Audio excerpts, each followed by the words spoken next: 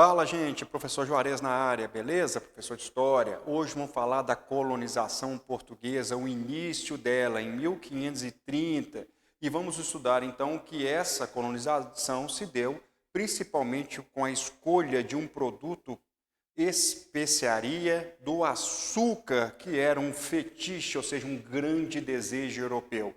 Especiaria é todo aquele produto, não importa o que seja, que está inserido em um mercado e as pessoas desejam ele em excesso. Por isso, o preço ser alto e valer, então, o investimento.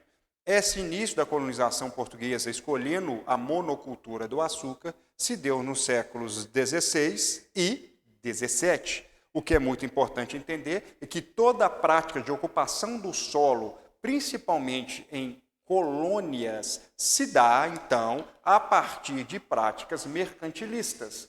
Olha, então aqui nós temos uma habilidade de se entender. Essas práticas aqui mercantilistas são práticas econômicas diversas que surgem na Europa com o Estado moderno por volta do final do século XV, século XVI e permanece até o século XVIII, quando a Europa sofrerá ou iniciar o processo de transformação dessa economia para a economia liberal, ou seja, as revoluções burguesas. Mas as práticas mercantilistas, é importante entender isso, que elas variavam de Estado, com letra maiúscula, país para Estado, né? De Estado para Estado, de país para país. E de estadista para estadista. Cada monarquia optava por uma prática que ela julgava ser mais necessário. Então, as práticas mercantilistas portuguesas estavam atreladas principalmente ao acúmulo de metais. E a forma que Portugal viu de acumular metais e ouro foi produzindo o açúcar. A prática portuguesa recebia até um nome carinhoso da época, né? Carinhoso é ótimo, chamado de bullion, ou bullionista. Bullion quer dizer lingotes de ouro, por isso que a prática portuguesa foi chamada então de bullionista. E a partir dessa estrutura econômica, então essa ideia econômica, eles resolveram então ocupar o solo e plantar a especiaria açúcar, principalmente no litoral, nessas manchinhas roxinhas aqui. A área vermelha era a extração do pau-brasil. Perceba que nesse momento histórico, então, começa a devastação ambiental em larga escala.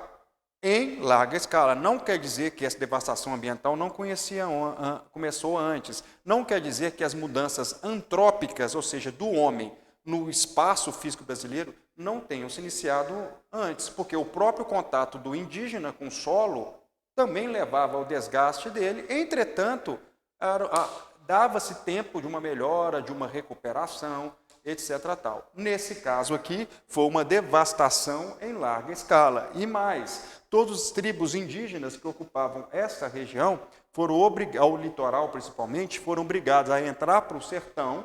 Quando eu falo sertão, quero dizer interior, e assim confrontaram-se outras tribos indígenas que ali estavam. Então levou também esse contato português com o indígena à dizimação de grupos étnicos indígenas em grande parte.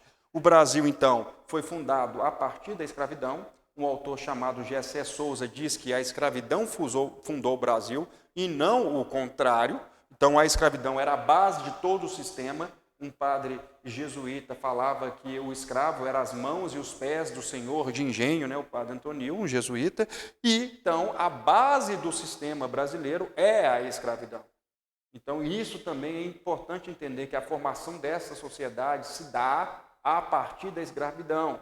E todo tipo de trabalho manual ou ligado a doméstico, a conduzir o seu senhor, não importa como, se dá a partir do negro.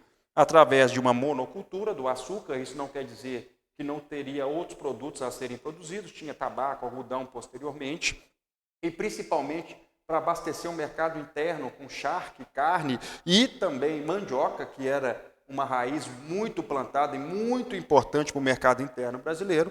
E a base da monocultura é o latifúndio, levando em conta as bases das práticas mercantilistas. Um abraço e até a próxima.